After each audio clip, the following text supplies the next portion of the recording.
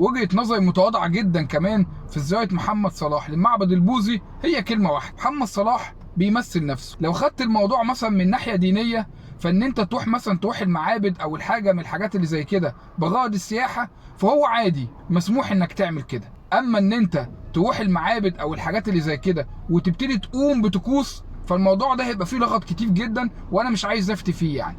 ممكن الناس يا اخي واخداك مثلا قدوه، فلما الناس تشوفك بتعمل حاجه زي كده طبيعي ان الناس تبتدي تتلخبط: ايه ده؟ ده حلال؟ ده حرام؟ ينفع؟ ما ينفعش؟ وابتدي يطلع اقاويل كتير. انا وجهه نظري طبعا شايف ان انت كمحمد صلاح المفروض تكون عارف ان في ناس كتير مستنيه منك اللقطه دي.